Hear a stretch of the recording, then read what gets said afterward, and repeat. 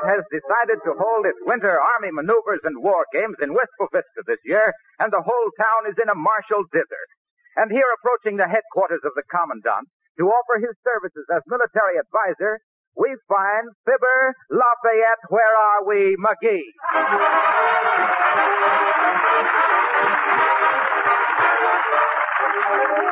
Oh, you're in the army now. You're not behind the plow. The uniform's it. Oh! Who goes there? Oh, hi, Bud. What was the question? I said, who goes there? I ain't going. I'm coming. Oh, excuse me. Come ahead, then.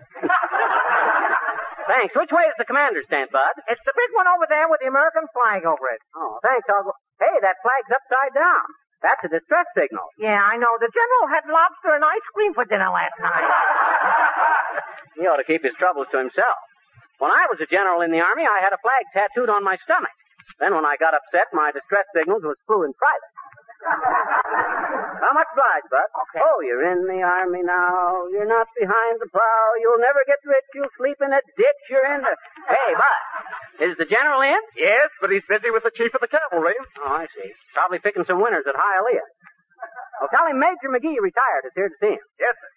Ah, the good old Army. Them was the golden days. Gold braid on the arm, goldfish for dinner, and gold bricking all day long. Come in, Major McGee. Okay, Bud. Well, nice of them to put that door on this tent. Otherwise, nobody could tell I was entering. Hi, General. Good day. Did I understand the sentry to say that you were a retired officer, Mr. McGee, Bud. Trevor McGee. Late Major of the U.S. Marines, Air Service, Tank Corps, Cavalry, Engineers, Infantry, and all stuff like that there. How about intelligence? Oh, enough to get by. That's very good, yes. Major, this is Colonel Hackamore of our cavalry unit. Oh, hi, Colonel. Didn't we meet at Old Fort Blunder in the Mexican campaign? I was never assigned to Fort Blunder. Well, neither was I. It's a small world, ain't it? Excuse me, Major McGee, but that is, we're in the midst of planning our maneuvers, and we're very busy. Oh, that's okay, General. The reason I come in is, I thought you might want a military advisor, somebody familiar with the local territory. Well, now, for instance, suppose you planned an attack on the opposing forces and marched across town to take them in the flank. Now, you wouldn't want to find your advanced guard smack dab up against the brewery or something. The fellow has something there, General. Yes. A very interesting thought, very interesting. You say you're a retired Major McGee? Yes, they retired me for insubordination. Is that so? What did you do? Well, one of the mules died, and they gave it a military funeral. They made all the officers face east while they played taps, and I wouldn't do it. I faced the other way. Well, why did you refuse to face the east? I'm a West Pointer. What campaigns did you serve in, Major McGee? Well, I served in Mexico, General. Pershing put me in personal charge of catching that Mexican bandit. Is that so? Mm-hmm. Well, how did he happen to do that? Well, a bunch of us officers was whooping it up at a soda fountain down on the border one night. And the soda jerk says, "What'll you have, gents?" And I says, "I'll take vanilla." Well, Pershing heard me and thought he thought I said, "I'll take Villa." So he gave me the job. Sounds like just the man we need for the local maneuvers, General. I think so myself, Colonel. You're familiar with modern tactics, Major? Am I? Why, shucks, fellas. I was a master of military tactics when I was just a kid. Why, officers from all over the world used to come to our house to watch me play with my toy soldiers on the carpet. Carpet Tactics McGee, I was known as in them days. Carpet Tactics McGee, the calm and courageous captain of cavalry, quick to calculate a campaign to keep cruel killers from coming over and conquering our continent with crashing cannon, continually quizzing captives to collect confessions that could keep us coping with their conniving cohorts, and the keenest kid at cracking codes from the clattering caissons of Camp Custer to the clean-cut kilties of cold Caledonia.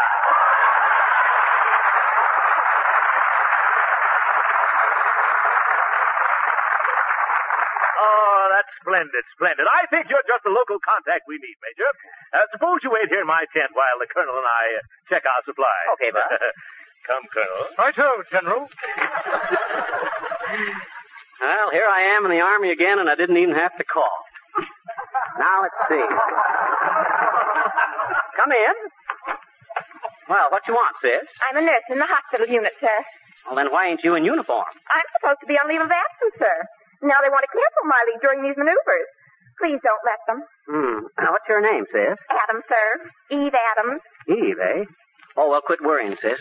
Nobody named Eve should have her leave canceled during winter maneuvers.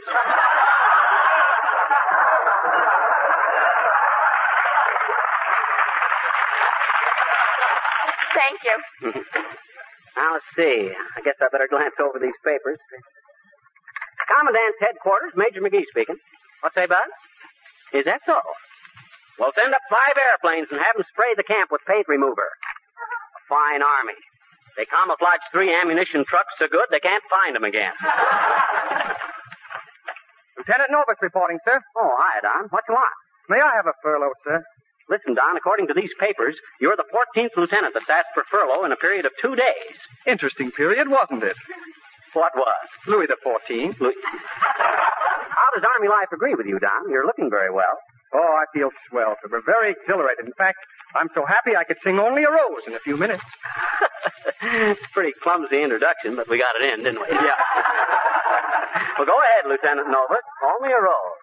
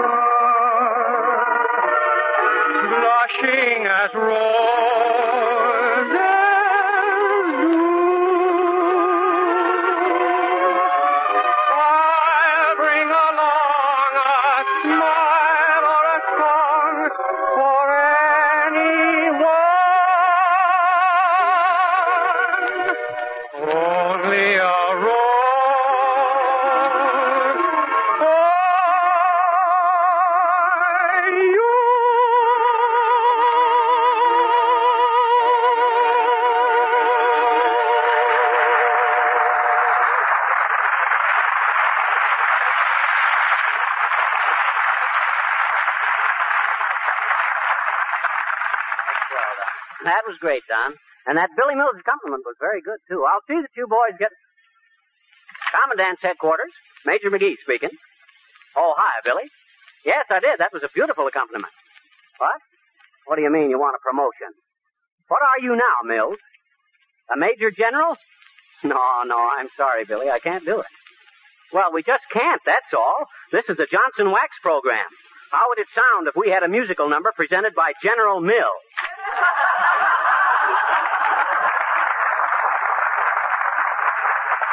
All the dumb clucks I ever saw. Hello there, Johnny. Need any new recruits? Nope, I don't please so, old-timer. Hey! I says no, we got all the soldiers we need. Though I can understand why living in a pup tent would appeal to an old Airedale like you. That's pretty good, Johnny. But that ain't the way I heard it.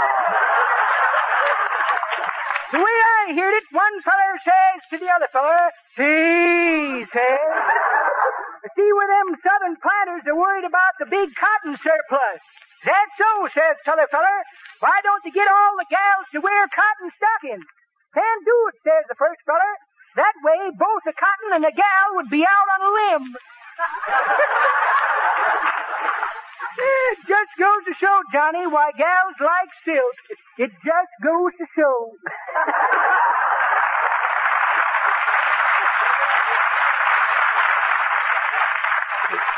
Oh, mossback. Imagine that old fossil talking about silk stockings. Well, I guess the guy is only as old as he looks. Apparently, he still looks. Let's see. Guess I better go out and inspect the camp so I'll know what's going on. Oh, you're in the army now. You're not behind the plow. You'll never... Oh, hello there, soldier. Oh, gooey pooey. Where are you going with that suitcase? Me just got a fire from Army. Oh. Just got fired from the army, eh? What for? Well, me camp a cook, see? And me serve him hot dog for lunch, and me was out of mustard. So what? So me got mustard out. Oh, I see. Was you a cook in civilian life, Gooey Fooey? Oh, sure. Can you take short orders? Can do. Okay, scram. Oh, you're in the army now. Hey, what'd he call me? You're not behind the plow. You'll never get rich. Oh, how do you do, Miss McGee? Oh, hi, Mrs. Uppington. What you doing in this army camp? Oh, I'm arranging a little dinner party, Miss McGee, for some of the officers. The higher officers, of course. Ooh, yes. The higher officers. Mm-hmm. Well, I always says, Uppy, gold braid is where you find it. Yes. Yes, but I think it would be such a distinguished gathering. So military, you know. And it would be such a treat for them, too, Mr. McGee, to eat in nice, clean, wholesome surroundings. Don't you think so, really? What do you mean, Uppy? Why, there's nothing cleaner than an officer's dining tent. Oh, but Mr. McGee, when I made inquiries, I was told the officers were used to eating in their own mess. Oh, I was quite shocked, really, I was. Now, wait a minute, Uppy. Mess is just another name for dining room in the service. Oh, really? Oh, sure. Oh, my, isn't that horrid? Really? Oh, dear. Well, anyway, if they do come, Mr. McGee, I hope they don't wear their swords and spurs, because they're liable to get jingled. Oh, dear, I hope you won't think I've just seen a silly girl running after a uniform. Well, good day. Good day.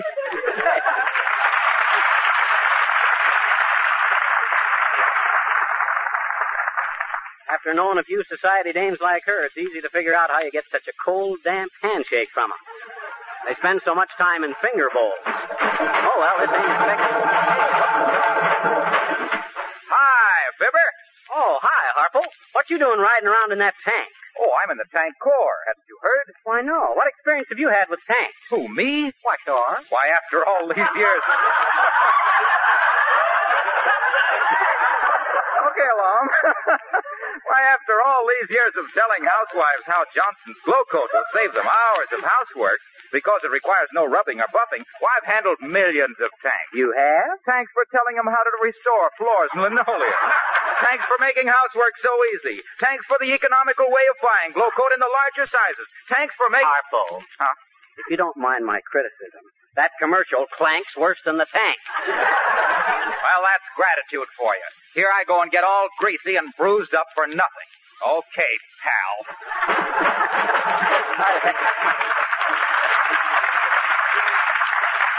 I'd have had him tossed in the guardhouse, only he'd have busted out with something about guarding houses against mars and scratches with Johnson's waxes.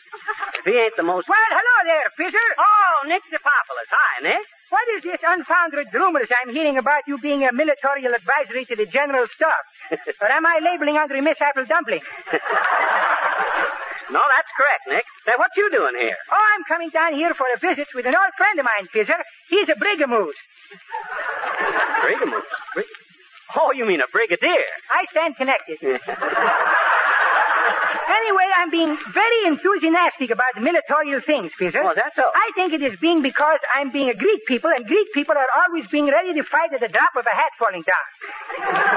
Yeah, the Greeks have quite a warlike history, haven't they? Wasn't Helen of Troy? Oh, sure. Helen of Troy was quite a cupid, Fizzer. She had a puss which is shipping 1,000 launches. You mean she launched 1,000 ships? Have it my way. She was a very hysterical character, too. I'm reading a literary book about her last night, and it seems she's having a boyfriend who's calling himself by the name of Paris. You're probably not knowing about that, Fizzer. If you would read more, you wouldn't be so illegitimate.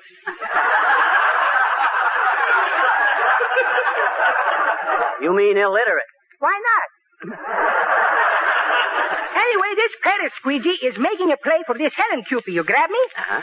And as little totem of her esteem, she is giving him a golden apple. Yeah, I know all about the golden And that is setting a precedent, Fizzer, because ever since those times, you will find the Greek people owning a fruit stand. Well, so long, Fizzer. I'll see you later if I don't look out.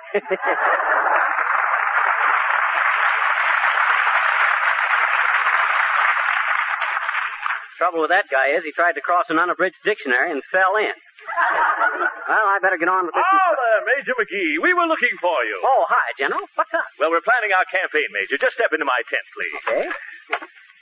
There you are. Now, here's our problem, Major. We're dividing the army into two forces, the red and the blue. Here, take a look at my map. I have been. You need a shave, Bud. No, I mean this military map. Now, you say that you're familiar with the local terrain. Why, shucks, General. I know this country like the back of my hand, with mittens on. What you want to know, Bud? Here's the problem. Uh-huh. I propose to deploy the red forces in this area here.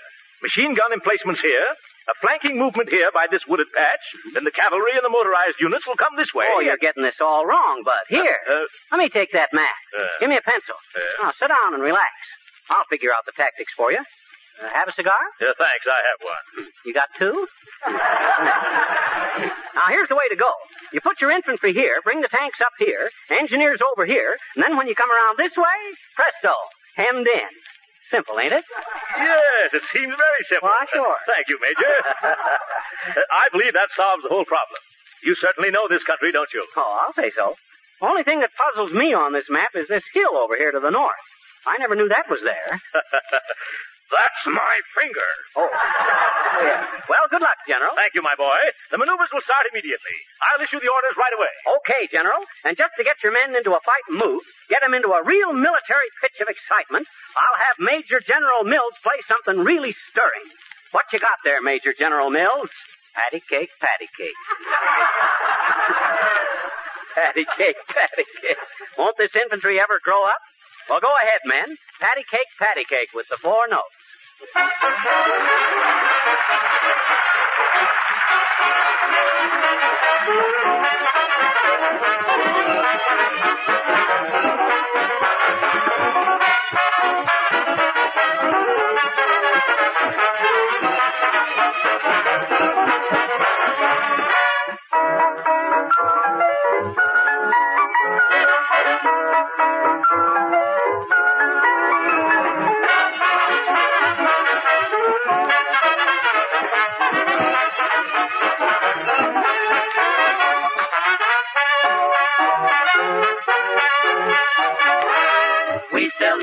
Nursery rhymes of those happy childhood times, for they have a charm you can't resist. Now there's one especially that has always haunted me, but we swing it with a different twist.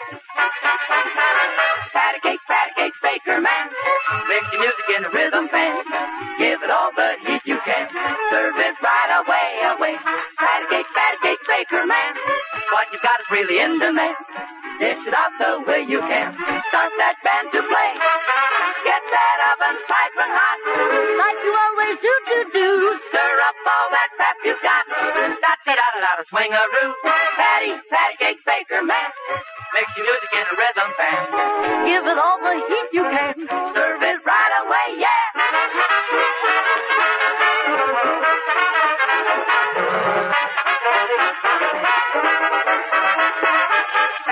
Patty cake, baker man.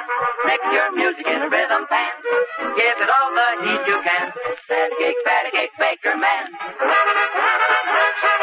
Patty cake, baker man. Serve it right away.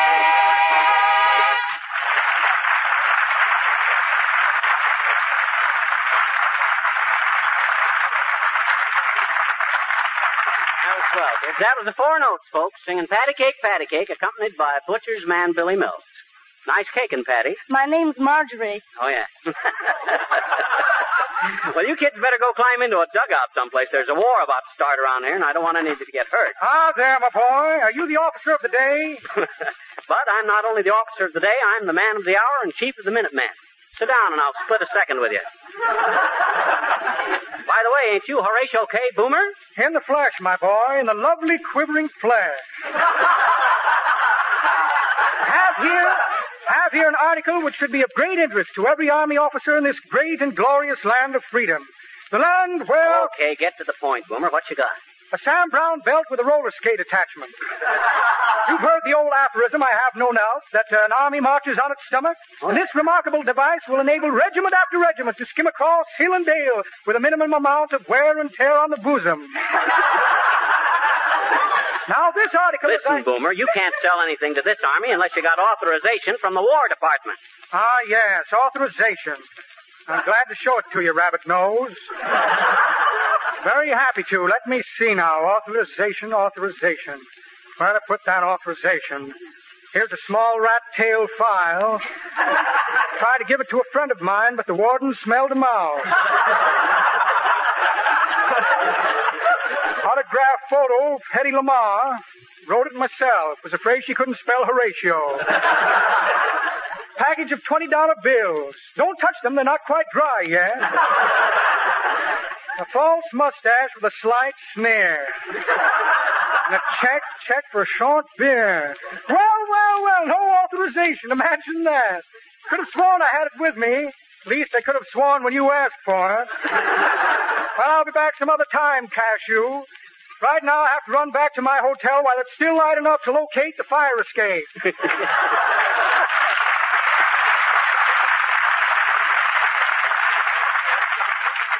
That guy ever did have authorization. It must have been from the Secretary of the Ulterior. Uh-oh. The war started.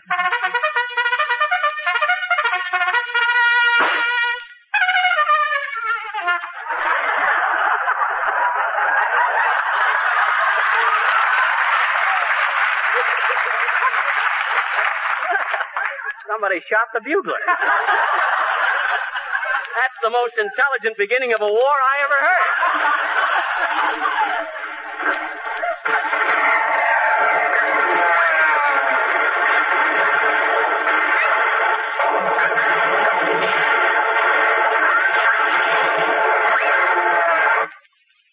Pretty short war. I wonder what happened to that guy. Why did There he is, Ben! Put him under arrest. Who, me? What'd I do? And you told me you were an authority on military tactics. Well? An authority on local geography. Throw him in the guardhouse, men. Now, wait a minute. I have a better idea. Hey, what is this? Did something go wrong, General? McGee, do you know what you've done? Well, now, let me think. I'll tell you. Huh? You sent our tanks through a swamp. You sent our cavalry swimming across a 4-mile lake. The infantry fell in a drainage canal. Our machine gun emplacements were run over by passing freight trains. And our entire division was cornered in a dead-end street. Oh, the dead-end kids.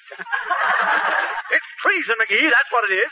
Blindfold him in. Come on out. Wait a minute. I'll kick him. I didn't know. Hey, let go of me. Quiet, you. Take him out and stand him with his back to the wall. Hey, you can't do this to me. Come on, you. I'm an American citizen. I demand a trial. You can't Quiet. my back. You're a military officer and subject to military discipline. Where's the firing squad? Here they come, General.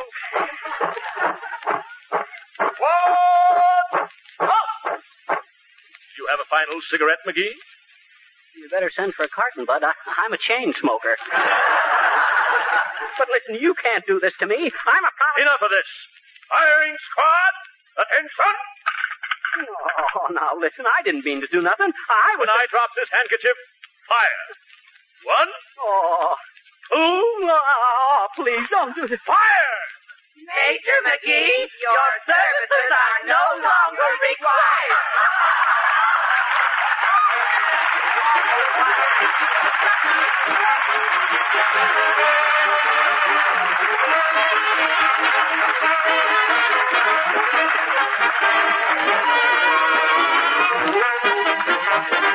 Fibber will be back in just a moment. But now I have a very special announcement to make, so listen carefully.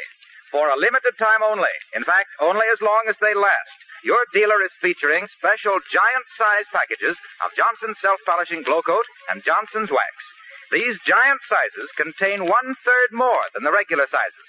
Now, while they last, you can buy them at the same price as the regular sizes. In other words, you get 1/3 free. But you must hurry, because the supply of these giant-sized packages is strictly limited, and when they're gone, there won't be any more. Remember, you can have your choice of Johnson's Self-Polishing Glow Coat or Johnson's Wax, paste or liquid, or you can buy all three. You pay only for 1 pint or 1 pound. The 1/3 extra is yours free. An extra dividend from Johnson to thank you for your loyalty to Johnson products. But see your dealer right away. Don't wait, or these giant sizes will be sold out.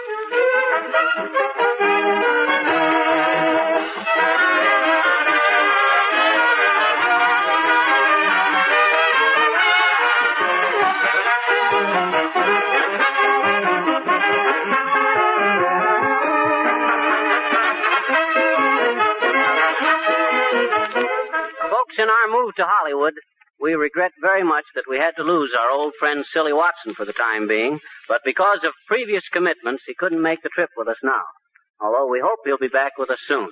Say, Fibber. What, Harpo? Is it true that we're going to have Zazu Pitts on our show again next week? Yes, it is, Harpo. I thought as long as this program tonight was full of cannons and shooting and stuff, kind of fortissimo, that next week we ought to go a little pizzicato.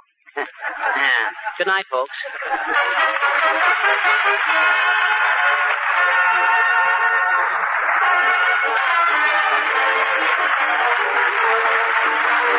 This is Harlow Wilcox speaking for the makers of Johnson's Wax.